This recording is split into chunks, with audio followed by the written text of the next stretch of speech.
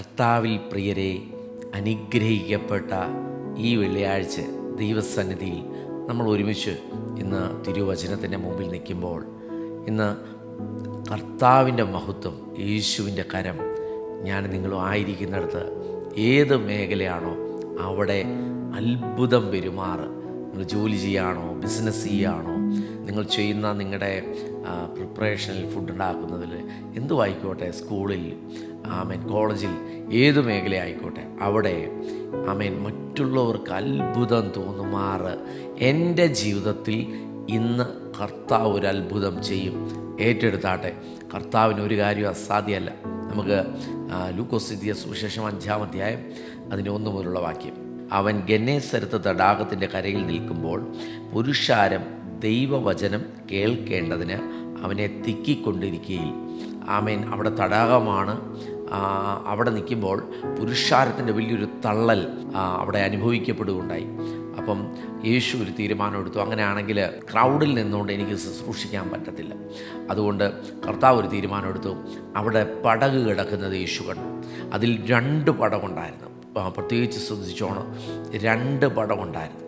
ദൈവം നിന്നെ അനുഗ്രഹിക്കാൻ തീരുമാനിച്ചാൽ മറ്റേ പടകിലേക്കല്ല യേശു പോകുന്നത്, നിൻ്റെ പടകിൽ തന്നെ കർത്താവ് കയറും.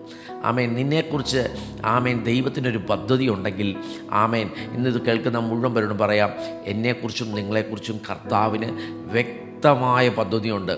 അതുകൊണ്ടാണ് ഈ വചനം നീ കേൾക്കുന്നത്. നിൻ്റെ പടകിലാണ് യേശു വന്നിരിക്കുന്നത്. നോക്കിക്കേ, യേശു ആ കരയിൽ നിൽക്കുമ്പോൾ യേശു നോക്കുമ്പോൾ 2 പടകുണ്ടായിരുന്നു. എന്നാൽ ആ 2 പടകിൽ ഒന്നിനെ കർത്താവ് സെലക്ട് ചെയ്തു. ആ പടകാണ് പത്രോസിൻ്റെ പടക്. പ്രിയമുള്ളവരെ, നീ എവിടെ തകർന്നിരിക്കുന്ന അവസ്ഥയാണെങ്കിലും നിന്നെ കർത്താവ് തിരഞ്ഞെടുത്തിരിക്കുക. മറ്റാരുടെയും കാര്യം നീ നോക്കണ്ട. മറ്റ് സാഹചര്യങ്ങളൊക്കെയും എല്ലാവർക്കും ഒരുപോലെ ആയിരിക്കും. പക്ഷേ നിന്നെ ദൈവം തിരഞ്ഞെടുത്തതുകൊണ്ട് നിൻ്റെ മേൽ ദൈവത്തിനൊരു പദ്ധതിയുണ്ട്. അതെ പ്രിയമുള്ളവരെ, അന്ന് ആ 2 പടക അവിടെ വരുമ്പോൾ അവിടുത്തെ സാഹചര്യം എന്ന് പറയുന്നത് നമുക്ക് താഴോട്ട് വായിക്കുമ്പോൾ അറിയാം. ഞാൻ ആ ഭാവം വായിക്കുന്നില്ല. നിങ്ങൾക്ക് എല്ലാവർക്കും അറിയാവുന്ന ഭാവമാണ്. പത്രോസ് ശൂന്യതയുടെ നടുവിൽ നിൽക്കുകയാണ്. രാത്രി മുഴുവൻ താൻ അധ്വാനിച്ചതിൻ്റെ ഒന്നും തനിക്ക് ലഭിച്ചില്ല.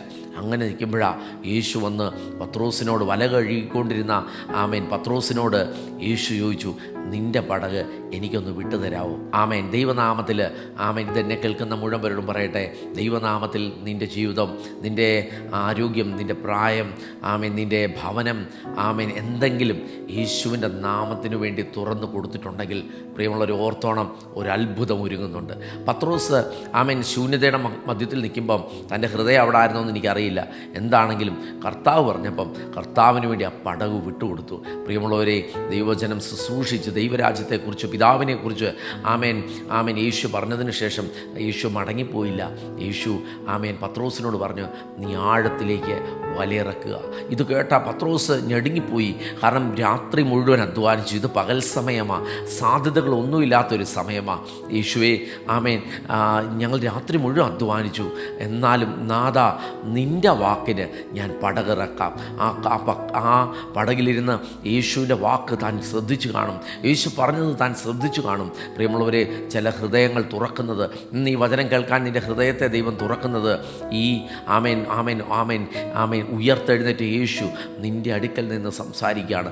ഇങ്കുവിന് എന്നോട് പറയുകയാണ്, ജേക്കബ്, നിന്നെക്കുറിച്ച് എനിക്ക് പദ്ധതിയുണ്ട്. അതേ, സാഹചര്യങ്ങൾ നോക്കുമ്പോൾ ഒന്നും അനുകൂലമല്ലായിരിക്കാം, പക്ഷേ ദൈവം വിളിച്ചതാണ്. അവൻ്റെ വിശ്വസ്തത എന്താന്ന് മറ്റുള്ളവർ കാണത്തക്ക രീതിയിൽ ദൈവം മാനിക്കുന്ന ചില അനുഭവങ്ങൾ നിൻ്റെ ജീവിതത്തിൽ വരാൻ പോവുക. എല്ലാവരാലും തള്ളപ്പെട്ട അവസ്ഥയിലാണോ? ഇല്ല, തള്ളപ്പെടത്തില്ല. ദൈവം വിളിച്ചതാണ്, ദൈവം തിരഞ്ഞെടുത്തതാണ്. മറ്റുള്ളവർ കാണുന്ന നിലയിൽ ദൈവം നിന്നെ മാനിക്കും എന്ന് എന്നെ കേൾക്കുന്ന മുഴുവൻ പേരും പറയട്ടെ. ആ പത്രോസിൻ്റെ ഹൃദയം പോലെ ശൂന്യതയുടെ മുമ്പിലും താൻ പറഞ്ഞു, നാഥ, നിൻ്റെ വാക്കിന്, അതെ, ഈ ലോകത്തെ പടകിൽ നീ കയറിയില്ല, ഞാനാ നിനക്ക് പടക് വിട്ടു തന്നെ. അവരൊക്കെ ചിരിക്കുന്നുണ്ടായിരുന്നു. എന്നാൽ ഞാൻ നിൻ്റെ വാക്കിന്, അവർ ഇനിയും ചിരിക്കാൻ പോവുക. കാരണം ഈ രാത്രിയിൽ കിട്ടാഞ്ഞത് ഈ പകലെങ്ങനെ കിട്ടാനാ, ഒരിക്കലും നടക്കാത്ത സമയത്ത് എനിക്കെങ്ങനെ കിട്ടാനാ, ഞാൻ അധ്വാനിച്ച് എനിക്ക് പാരമ്പര്യമായിട്ട് ഇതിൻ്റെ അറിവുണ്ട്, എനിക്ക് എക്സ്പീരിയൻസ് ഉണ്ട്. പക്ഷേ അപ്പോൾ നാഥാ നിൻ്റെ വാക്കിന് ഞാൻ പടകിറക്കാം. ചില സ്റ്റാർട്ടപ്പുകൾ തുടങ്ങാൻ ആഗ്രഹിക്കുന്നോ, ചില തുടക്കത്തിൻ്റെ മുമ്പിൽ നിൽക്കുകയാണോ, എങ്ങനെയാണെന്ന് ചിന്തിച്ചിരിക്കുകയാണോ, ധൈര്യമായിട്ട് മുമ്പോട്ട് പോകുമോ. കർത്താവ് നിനക്ക് വേണ്ടിയുണ്ട്. ഒന്നാമത് നമ്മുടെ ജീവിതത്തിൽ ചെയ്യേണ്ടത് നാഥാ നിൻ്റെ വാക്കിന് ആമേൻ, നമ്മുടെ ഇഷ്ടത്തിനല്ല ഓടേണ്ടത്. എന്നാൽ രണ്ട് ആമേൻ, കർത്താവിൻ്റെ നാമത്തിൽ എന്തെങ്കിലും ദൈവനാമത്തിൽ നീ ചെയ്തിട്ടുണ്ടെങ്കിൽ നിന്നെ ദൈവം മാനിച്ചിരിക്കും. ഇനി ആമേൻ ആമേൻ നിനക്ക് ചെയ്യാൻ ആഗ്രഹമുള്ളൊരു വ്യക്തിയാണോ, ആമേൻ ഹൃദയത്തിൽ പരിശുദ്ധാത്മാവിനോട് സംസാരിക്കുക. ചിലതൊക്കെ അകത്ത് സംസാരിക്കുക, ഇന്നത് ചെയ്യും, അത് ചെയ്യാൻ റെഡി ആയിക്കൂ. കർത്താവ് ചില വഴികൾ നിൻ്റെ മുമ്പിൽ തുറക്കാൻ പോവുക. ആമേൻ, ചിലരൊക്കെ ഒന്നുമില്ലാത്ത സാഹചര്യങ്ങളിലും ഹൃദയത്തിൽ ഭയങ്കര ആഗ്രഹമാണ് ചെയ്യണമെന്ന്. ചിലതൊക്കെ ദൈവനാമത്തിൽ ചെയ്യണം, ധൈര്യത്തോടെ ഇറങ്ങണം. ആമേൻ, ദൈവം ഏൽപ്പിച്ചിരിക്കുന്നത് സുവിശേഷം പറയാൻ, ആമേൻ പറയണം. മറ്റുള്ളവർക്ക് കൊടുക്കാനുള്ള നന്മ ദൈവം നിൻ്റെ കയ്യിൽ തരും. ആമേൻ, കൊടുക്കുമ്പോൾ ഓർത്തോണം, പത്രോസ് കൊടുത്തു, ശൂന്യതയുടെ മധ്യത്തിലാണ് കൊടുത്തത്.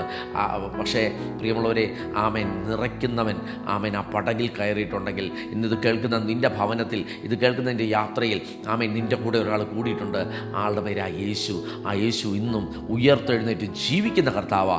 ആ യേശുവിന് കഴിയാത്തതായി ഒരു കാര്യമില്ല. പത്രോസ് ആമേൻ നാഥാ നിൻ്റെ വാക്കിനെ പടകിറക്കാമെന്ന് പറഞ്ഞ് ആ പടകിറക്കിയപ്പോൾ തൻ്റെ ജീവിതത്തിലുണ്ടായ അനുഭവത്തെക്കുറിച്ച് ദൈവവചനം പറയുകയാണ്, എങ്കിലും നിൻ്റെ വാക്കിന് ഞാൻ വലയിറക്കാം എന്ന് ഉത്തരം പറഞ്ഞു. 6-ാം വാക്യം, അവർ അങ്ങനെ ചെയ്തപ്പോൾ ആമേൻ പെരുത്ത മീൻകൂട്ടം അകപ്പെട്ട് വല കീറാറായി. രാത്രി മുഴുവൻ അധ്വാനിച്ചു. പക്ഷേ നാഥൻ്റെ ശബ്ദം കേട്ട്, ദൈവവചനം കേട്ട് ഈ വിശ്വാസത്തോടെ മുമ്പോട്ട് പോകുമ്പോൾ കർത്താവ് നിനക്ക് വേണ്ടി ചില വഴികൾ വല കീറുമാറാകും പോലെ അവരുടെ വലയ്ക്കകത്ത് ദൈവം നന്മയൊരുക്കിയെങ്കിൽ നിൻ്റെ കീറിയ വലയ്ക്കകത്തും അത്ഭുതം ചെയ്യാൻ എൻ്റെ ദൈവം മതിയായവനാണ്. നിൻ്റെ കീറിയ വലയ്ക്കകത്തും അത്ഭുതം ചെയ്യാൻ യേശു മതിയായവനാണ്. ഇത് കേട്ടുകൊണ്ടിരിക്കുന്നവർ നിൻ്റെ ജീവിതം കർത്താവിനായി സമർപ്പിച്ച് കർത്താവിന് വേണ്ടി ഏൽപ്പിച്ചു കൊടുത്തേ. നിൻ്റെ പടക് നിറഞ്ഞ് കവിഞ്ഞൊരുക്കി, നിൻ്റെ പടക് നിറഞ്ഞ് കവിഞ്ഞൊഴുകും. ശൂന്യതയല്ല കർത്താവിലുള്ളത്, സമൃദ്ധിയാവുള്ളത്. യേശുവിലുള്ള സമൃദ്ധി അനുഭവിക്കാൻ റെഡിയാണെങ്കിൽ പരിശുദ്ധാത്മാവ് ഇന്നത് കേട്ടുകൊണ്ടിരിക്കുമ്പോൾ നിങ്ങളുടെ ജീവിതത്തിൽ വലിയ കാര്യങ്ങൾ, വലിയ നന്മകൾ ഒരുക്കാൻ പോവാണ്. യേശുവിന് വേണ്ടി നമ്മുടെ ജീവിതത്തെ സമർപ്പിക്കാം. നമുക്ക് പ്രാർത്ഥിക്കാം. നല്ലവനും വിശ്വസ്തനുമായ കർത്താവേ, നിൻ്റെ കരങ്ങളിൽ ആ പത്രോസ് ആമേൻ ശൂന്യതയുടെ മധ്യത്തിൽ എന്തു ആയിക്കോട്ടെ കർത്താവേ അങ്ങയുടെ കരങ്ങളിൽ ഏൽപ്പിച്ചല്ലോ. അപ്പാ ഇന്നിത് കേട്ടുകൊണ്ടിരിക്കുന്നവർ പല പ്രയാസത്തിലൂടെ കടന്നു പോകുന്നുണ്ട്. എങ്ങനെയെന്ന് ഭാരപ്പെടുന്നു. ആമേൻ ഇന്നത്തെ കാര്യം എങ്ങനെ നടക്കും, നാളത്തെ കാര്യം എങ്ങനെ നടക്കും. കർത്താവേ നാഥാ നിനക്ക് വേണ്ടി എൻ്റെ ജീവിതം സമർപ്പിക്കുകയാണ്. സമർപ്പണമുള്ള നാഥാ നിൻ്റെ ഇഷ്ടം എൻ്റെ ജീവിതത്തിൽ നടക്കണം. ഞാൻ എന്നെ തന്നെ സമർപ്പിക്കുകയാണ്. പത്രോസിൻ്റെ പടകിനെ അങ്ങ് നിറച്ചെങ്കിൽ തൻ്റെ എക്സ്പീരിയൻസിന് നടക്കാത്തത് പലത് കർത്താവെ അങ്ങ് പത്രോസിൻ്റെ മുമ്പിൽ തുറന്നെങ്കിൽ ഇന്നത് കേട്ടുകൊണ്ടിരിക്കുന്നവരുടെ ജീവിതത്തിൽ കർത്താവെ കർത്താവിന് വേണ്ടി സമർപ്പിച്ച മുഴുവൻ ഭവനങ്ങളിലും വലിയൊരു നിറവുണ്ടാകട്ടെ. ആമേൻ. മറ്റുള്ളവർക്ക് അനുഗ്രഹമാകുന്നത് പോലെ കർത്താവെ വലിയൊരു നിറവ് പരിശുദ്ധാത്മാവ് അത് ചെയ്തതിനായി നന്ദി. യേശുവിൻ നാമത്തിൽ തന്നെ ആമേൻ. God bless you. Today's blessing word എന്ന ഈ പ്രോഗ്രാം നിങ്ങളുടെ ജീവിതത്തിൽ അനുഗ്രഹമാണെങ്കിൽ എല്ലാ ദിവസവും രാവിലെ 5 മണി മുതൽ യൂട്യൂബിലും ഫേസ്ബുക്കിലും ഈ പ്രോഗ്രാം വരുമ്പോൾ നിങ്ങളുടെ ജീവിതത്തിൽ അനുഗ്രഹമാണ്. മറ്റുള്ളവർക്ക് ഷെയർ ചെയ്ത് കൊടുക്കുക. യൂട്യൂബ് ചാനൽ, ഫേസ്ബുക്ക് സബ്സ്ക്രൈബ് ചെയ്യാത്തത് സബ്സ്ക്രൈബ് ചെയ്യുക. ഇത് അനേകർക്ക് അനുഗ്രഹമായി തീരട്ടെ. God bless U, bless you, bless you, bless you.